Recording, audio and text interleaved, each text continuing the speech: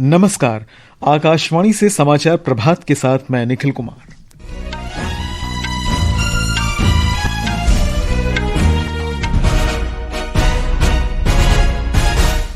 केंद्रीय सूचना प्रौद्योगिकी मंत्री अश्विनी वैष्णव ने कहा, सरकार भारत को आर्टिफिशियल इंटेलिजेंस में विश्व स्तर पर अग्रणी बनाने के लिए इंडिया एआई मिशन के तहत 500 से अधिक डेटा लैब विकसित करेगी। उपभोक्ता कार्य मंत्रालय ने उपभोक्ताओं को लाभ सुनिश्चित करने के लिए पैकेजिंग नियमों सहित संशोधित परामर्श जारी किए। नई जीएसटी दरें सोमवार से लागू होंगी। नागर विमानन महानिदेशालय ने मॉनसून के बाद चारधाम के लिए हेलीकॉप्टर सेवा फिर शुरू करने की मंजूरी दी। भारत संयुक्त राष्ट्र के खाद्य और कृषि संगठन के सहयोग से विश्वस्तरीय सुविधाजनक बंदरगाहों का निर्माण करेगा। अमेरिका ने गाजा में तत्काल और बिना शर्त युद्ध विराम लागू करने के संयुक्त राष्ट्र सुरक्षा परिषद के प्रस्ताव पर फिर वीटो का इस्तेमाल किया। और एशिया कप 2020 क्रिकेट में ग्रुप ए के अंतिम मुकाबले में आज शाम भारत का सामना ओमान से होगा। समाचार विस्तार से। इलेक्ट्रॉनिकी और सूचना प्रौद्योगिकी मंत्री अश्विनी वैष्णव ने कहा है कि डिजिटल निजी डेटा संरक्षण नियमों को अंतिम रूप दे दिया गया है और आने वाले दिनों में इन्हें जारी कर दिया जाएगा। उन्होंने इंडिया एआई इम्पैक्ट समिट 2026 का लोगो जारी करते हुए कहा कि इसकी रूपरेखा तय करने के लिए 3000 से अधिक परामर्श किए गए। More than 3,000 consultations were held over a very long period to come up with this entire framework. So that framework we will be launching in the coming days, hopefully before 28 September. Shri वैष्णव ने कहा कि भारत में अभी 38,000 से अधिक graphics processing unit GPU हैं और निकट भविष्य में इनकी संख्या बढ़ेगी। उन्होंने कहा कि 500 से अधिक डेटा और एआई लैब के विस्तार से समावेशी विकास, व्यापक प्रौद्योगिकी तथा एआई और इलेक्ट्रॉनिकी में वैश्विक नेतृत्व संभव होगा। श्री वैष्णव ने कहा कि भारत अगले वर्ष एआई इम्पैक्ट समिट की मेजबानी करेगा। प्रधानमंत्री नरेंद्र मोदी इस कार्यक्रम का उद्घाटन करेंगे और विभिन्न देशों के शासनाध्यक्ष इसमें भाग लेंगे। वित्त मंत्री निर्मला सीतारामन ने अगली पीढ़ी के जीएसटी सुधारों का लक्ष्य स्पष्ट किया है। कोलकाता की नेशनल लाइब्रेरी में जीएसटी सुधार समिति द्वारा आयोजित कार्यक्रम में उन्होंने कहा कि इन सुधारों का उद्देश्य देश की कर और राजस्व प्रणाली को सरल तथा आधुनिक बनाना है। वित्त मंत्री ने कहा कि इन संशोधनों से पहले पिछले 8 वर्ष से लागू जीएसटी रूपरेखा की व्यापक समीक्षा की गई। उन्होंने कहा कि वस्तु और सेवा कर दरों में कटौती के बाद नई दरें दुर्गा पूजा से पहले सोमवार 22 सितंबर से लागू हो रही हैं। इस बीच उपभोक्ता कार्य, खाद्य और सार्वजनिक वितरण मंत्रालय ने जीएसटी की नई दरों को देखते हुए संशोधित परामर्श जारी किए हैं। एक रिपोर्ट। परामर्श के अनुसार विनिर्माताओं, पैकर्स और आयातक 22 सितंबर से पहले विनिर्मित और बिना बिके पैकेज पर संशोधित मूल्य का स्टिकर लगा सकते हैं, लेकिन पैकेज पर पहले से छपा अधिकतम खुदरा मूल्य स्पष्ट दिखना चाहिए। मंत्रालय ने परामर्श में जीएसटी संशोधन लागू होने से पहले की पैकेजिंग सामग्री या रैपर के अगले वर्ष मार्च तक या पुराना स्टॉक खत्म होने तक उपयोग की अनुमति दी है। परामर्श में यह भी कहा गया है कि कंपनियां नया स्टिकर लगाकर या पैकेज के किसी उपयुक्त स्थान पर प्रिंट कर अधिकतम खुदरा मूल्य सही कर सकते हैं। सरकार ने डीलरों, खुदरा विक्रेताओं और उपभोक्ताओं को संशोधित जीएसटी दरों के बारे में सूचित करने के लिए विनिर्माताओं, पैकर्स, आयातकों को समुचित उपाय करने को कहा है। इसके लिए इलेक्ट्रॉनिक, प्रिंट और सोशल मीडिया सहित सभी संभव संचार माध्यमों का उपयोग किया जा सकता है। मंत्रालय के अनुसार इस कदम से ये सुनिश्चित होगा कि उद्योगों पर अनुपालन का अधिक बोझ न पड़े, जीएसटी दरों में कटौती का लाभ उपभोक्ताओं तक पहुँचे। आनंद कुमार के साथ अमन यादव, आकाशवाणी समाचार, दिल्ली।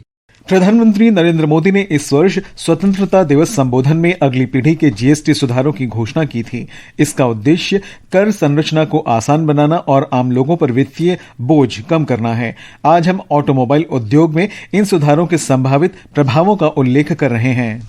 नए जीएसटी सुधारों के तहत सरकार ने 350 सीसी तक के 2 पहिया वाहनों पर जीएसटी की दर 28% से घटाकर 18% कर दी है। जीएसटी में इस कटौती से निम्न तथा मध्यम वर्गीय परिवारों, युवा पेशेवरों और गिग वर्कर्स को राहत मिलेगी, जो दैनिक जरूरतों के लिए किफायती परिवहन पर निर्भर हैं। वहीं छोटी कारों पर भी जीएसटी घटकर 18% हो गई है, जो पहले 28% के स्लैब में हुआ करती थी। इस कदम से मध्यम वर्गीय परिवारों के लिए कारें और अधिक किफायती होने की उम्मीद है। साथ ही ऑटो सेक्टर को बढ़ावा मिलेगा। जीएसटी कम करने से विनिर्माण, बिक्री, सेवा और वित्त क्षेत्र में रोजगार के अवसर बढ़ेंगे। नए जीएसटी दरें सोमवार से लागू होंगी। शिवांग के साथ दिलनशी आरजू, आकाशवाणी समाचार, दिल्ली। भारतीय जनता पार्टी के वरिष्ठ नेता और गृह मंत्री अमित शाह ने कहा है कि एनडीए सरकार केंद्र के पूर्ण सहयोग से बिहार को एक विकसित राज्य बनाने की दिशा में काम कर रही है। उन्होंने बताया कि प्रधानमंत्री नरेंद्र मोदी के नेतृत्व में राष्ट्रीय जनतांत्रिक गठबंधन सरकार ने पिछले 11 वर्षों में 14,85,000 करोड़ रुपए से अधिक की सहायता दी है। बेगूसराय में पार्टी कार्यकर्ताओं की एक बैठक में उन्होंने कहा कि कांग्रेस नेता राहुल गांधी की बिहार यात्रा का उद्देश्य वोट बैंक की राजनीति है। यात्रा का विषय बिहार में अच्छी शिक्षा लाना नहीं था, यात्रा का विषय रोजगारी नहीं था, यात्रा का विषय बिहार में 24 घंटा बिजली नहीं था, यात्रा का विषय हर गांव हर टोले में रोड पहुंचाना नहीं था, यात्रा का विषय था जो बांग्लादेश से घुसपैठिए आए हैं उनको बचाने का विषय था। शिक्षा मंत्री धर्मेंद्र प्रधान ने स्कूली शिक्षा में राष्ट्रीय शिक्षा नीति के क्रियान्वयन को लेकर समीक्षा बैठक की है। एक सोशल मीडिया पोस्ट में उन्होंने कहा कि मंत्रालय शिक्षा प्रणाली को आधुनिक तथा सीखने की प्रक्रिया को अधिक आनंददायक और विद्यार्थी केंद्रित बनाने के लिए प्रतिबद्ध है। उन्होंने कहा कि मंत्रालय देश के बच्चों को विश्वस्तरीय शिक्षा उपलब्ध कराएगा। ये समाचार आकाशवाणी से प्रसारित किए जा रहे हैं। ताजा समाचार जानने के लिए आप हमारे social media handle x@AIR News Hindi को फॉलो कर सकते हैं। ये आकाशवाणी है। भारत संयुक्त राष्ट्र के खाद्य और कृषि संगठन के सहयोग से विश्वस्तरीय सुविधाजनक बंदरगाहों का निर्माण करेगा। मत्स्य पशुपालन और डेयरी मंत्रालय के तहत मत्स्य विभाग ने अमेरिका के खाद्य तथा कृषि संगठन के साथ तकनीकी सहयोग संधि पर हस्ताक्षर किए हैं। समझौते के तहत देश के 3 प्रमुख बंदरगाह दीव में वनकबरा, पुद्दुचेरी में कराईकल और गुजरात के जखाऊ बंदरगाह पर 369 करोड़ 80 लाख रुपए निवेश किए जाएंगे। प्रधानमंत्री नरेंद्र मोदी के नेतृत्व में सरकार सेवा और सुशासन के मंत्र से अभिप्रेरित होकर परिवर्तन तथा प्रगति के लिए अथक प्रयास कर रही है। विशेष श्रृंखला सेवा पर्व में आज महिला सशक्तिकरण के लिए मोदी सरकार के प्रयासों का उल्लेख किया जा रहा है। पिछले 11 वर्षों में सरकार ने सामाजिक, आर्थिक, राजनीतिक और कानूनी क्षेत्र में महिलाओं के सशक्तिकरण के लिए व्यापक नीतिगत सुधार किए हैं। नारी शक्ति अब एक राष्ट्रव्यापी अभियान है जो प्रत्येक महिला को सम्मान, सुरक्षा और आत्मनिर्भरता के साथ जीवन यापन में सक्षम बनाता है, चाहे वे शहरी या ग्रामीण परिवेश से हों, युवा या वृद्ध हों। यह अभियान सभी महिलाओं के सशक्तिकरण पर बल देता है। महिला सशक्तिकरण के क्षेत्र में संवैधानिक सुधार उपायों तथा हिंसा और भेदभाव के विरुद्ध ऐतिहासिक कानूनों से लेकर परिवर्तनकारी योजनाओं तक अब प्रत्येक क्षेत्र में महिला विकास के स्थान पर महिला नीति विकास की भावना पर बल दिया जा रहा है। पिछले वर्ष दिसंबर में हरियाणा में बीमा सखी योजना की शुरुआत करते हुए प्रधानमंत्री नरेंद्र मोदी ने कहा था कि वर्तमान समय में महिलाएं प्रत्येक क्षेत्र में अग्रणी भूमिका निभा रही हैं। लंबे समय तक हमारे देश में ऐसे अनेक काम थे जो महिलाओं के लिए वर्जित। भाजपा की हमारी सरकार ने बेटियों के सामने से हर बाधा को हटाने की ठानी। आज आप देखिए, सेना के अग्रिम मोर्चों में बेटियों की तैनाती हो रही है। खेल का मैदान हो या पढ़ाई का, बेटियां हर क्षेत्र में बहुत आगे चल रही है। बेटी बचाओ बेटी पढ़ाओ योजना के भी सकारात्मक परिणाम सामने आए हैं। राष्ट्रीय स्तर पर जन्म के समय लिंगानुपात वर्ष 2014-15 के आंकड़े 918 से बढ़कर वर्ष 2023-24 में 930 हो गया है। जनवरी 2015 में शुरू की गई सुकन्या समृद्धि योजना समूचे देश में लाखों युवा लड़कियों के लिए आशा और सशक्तिकरण की एक किरण है। सरकार स्वयं सहायता समूहों की महिलाओं को स्थायी तौर पर न्यूनतम 1 लाख रुपए प्रतिवर्ष की आय अर्जित करने के लिए लखपति दीदी पहल भी लागू कर रही है। ये पहल भी महिला सशक्तिकरण की दिशा में एक मील का पत्थर है। जम्मू कश्मीर निवासी शबनम कादिर ने बताया कि कैसे उन्होंने स्वयं सहायता समूह से अपने जीवन को एक नई दिशा दी। जब से उम्मीद NRLM हमारे यहाँ आया तो हमें बहुत सारा सपोर्ट मिला। इससे उम्मीद से मैंने बहुत सारा लोन लिया, जिससे मैंने अपनी ऑटोमेटिक राइस मिल स्टार्ट की है, जिसमें हम SHG मेंबर्स लगभग 4-5 मेरे एम्प्लॉयज हैं। महिलाएं अब राजनीति से लेकर रक्षा बलों और विमानन क्षेत्र तक सभी क्षेत्रों में अग्रणी भूमिका निभा रही हैं और देश के विकास को गति दे रही हैं। आनंद की रिपोर्ट के साथ समाचार कक्ष से मैं मुकेश कुमार बल। नागर विमानन महानिदेशालय ने मानसून के बाद चारधाम के लिए हेलीकॉप्टर सेवा फिर शुरू करने की अनुमति दे दी है। नागर विमानन मंत्रालय ने एक बयान में कहा है कि पूरी छानबीन और सभी पहलुओं की जांच के बाद यह मंजूरी दी गई। नागर विमानन मंत्री राममोहन नायडू ने महानिदेशालय, भारतीय हवाई अड्डा प्राधिकरण और राज्य सरकार के बीच समन्वय सुनिश्चित करने के लिए उत्तराखंड के मुख्यमंत्री पुष्कर सिंह धामी के साथ कई समीक्षा बैठकें की। मौसम विभाग ने आज अंडमान और निकोबार द्वीप समूह के कुछ स्थानों पर अत्यधिक तेज वर्षा का अनुमान व्यक्त किया है। वहीं देश के पूर्वी और मध्य भागों में भी अगले 2 दिन तक ऐसी ही वर्षा होने की संभावना है। उधर हिमाचल प्रदेश में मानसून अंतिम चरण में है, लेकिन वर्षा अब भी जारी है। इधर हैदराबाद के कई हिस्सों में कल लगातार दूसरे दिन भी बारिश हुई और कई रिहायशी कॉलोनियों में जल जमाव हो गया।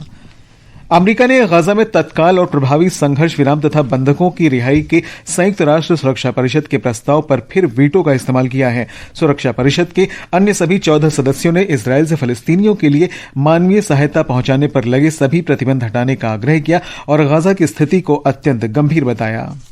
एशिया कप T20 क्रिकेट में ग्रुप ए के अंतिम मुकाबले में आज भारत का सामना ओमान से होगा। अबुधाबी में कप्तान सूर्य कुमार यादव की अगुवाई में मैच शाम 8 बजे से खेला जाएगा। भारत 2 मैचों में 4 अंक के साथ पहले ही सुपर 4 में प्रवेश कर चुका है। इससे पहले प्रतियोगिता में कल श्रीलंका ने अफगानिस्तान को 6 विकेट से हराकर सुपर 4 में प्रवेश किया।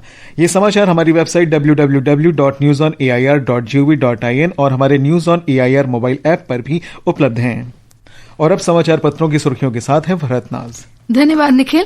अखबारों ने अलग अलग समाचारों को मुख्य पृष्ठ पर स्थान दिया है। पंजाब केसरी, वीर अर्जुन और नवभारत टाइम्स ने मुख्य आर्थिक सलाहकार वी अनंत नागेश्वरन के हवाले से लिखा है, जल्द सुलझ जाएगा अमरीकी टैरिफ विवाद, दोनों देशों के बीच बातचीत जारी। इकोनॉमिक टाइम्स, दैनिक ट्रिब्यून की खबर है, सरकारी कर्मचारियों के लिए यूनिफाइड पेंशन स्कीम चुनने के लिए 30 सितंबर अंतिम तारीख। अमर उजाला लिखता है, मारुति ने जीएसटी सुधार के बाद कार की कीमतों में बड़ी कटौती की। हिंदुस्तान और राष्ट्रीय सहारा की सुर्खी है, सेबी ने हिंडनबर्ग मामले में गौतम अडानी को क्लीन चिट दी। बिजनेस भास्कर की खबर है, नेट डायरेक्ट टैक्स कलेक्शन 9% बढ़कर 10,82,000 करोड़ रुपए। हरिभूमि के अनुसार अब पेमेंट ऐप से क्रेडिट कार्ड के जरिए नहीं भर पाएंगे मकान का रेंट, फिनटेक कंपनियों ने बंद की सेवा। जनसत्ता ने कवायद शीर्षक से लिखा है, चांद और मंगल मिशन पर मिलकर काम करेंगे भारत तथा अमेरिका। देशबंधु की खबर है, अब डाकघरों में बिकेगी बीएसएनएल की सिम, 1,65,000 डाकघर देंगे सुविधा। दैनिक जागरण और राजस्थान पत्रिका के खेल पन्ने की सुर्खी है, अंतिम पंघाल ने क्रोएशिया में विश्व कुश्ती चैंपियनशिप में कांस्य पदक हासिल किया। और अंत में मुख्य समाचार एक बार फिर। सूचना प्रौद्योगिकी मंत्री अश्विनी वैष्णव ने कहा, सरकार भारत को आर्टिफिशियल इंटेलिजेंस में विश्व स्तर पर अग्रणी बनाने के लिए इंडिया एआई मिशन के तहत 500 से अधिक डेटा लैब विकसित करेगी। उपभोक्ता कार्य मंत्रालय ने उपभोक्ताओं को लाभ सुनिश्चित करने के लिए पैकेजिंग नियमों सहित संशोधित परामर्श जारी किए। नई जीएसटी दरें सोमवार से लागू होंगी। नागर विमानन महानिदेशालय ने मानसून के बाद चारधाम के लिए हेलीकॉप्टर सेवा फिर शुरू करने की मंजूरी दी। भारत संयुक्त राष्ट्र के खाद्य और कृषि संगठन के सहयोग से विश्वस्तरीय सुविधाजनक बंदरगाहों का निर्माण करेगा। अमेरिका ने गाजा में तत्काल और बिना शर्त युद्ध विराम लागू करने के संयुक्त राष्ट्र सुरक्षा परिषद के प्रस्ताव पर फिर वीटो किया और एशिया कप में आज भारत का सामना ओमान से होगा। इसके साथ ही समाचार प्रभात का ये अंक समाप्त हुआ। नमस्कार।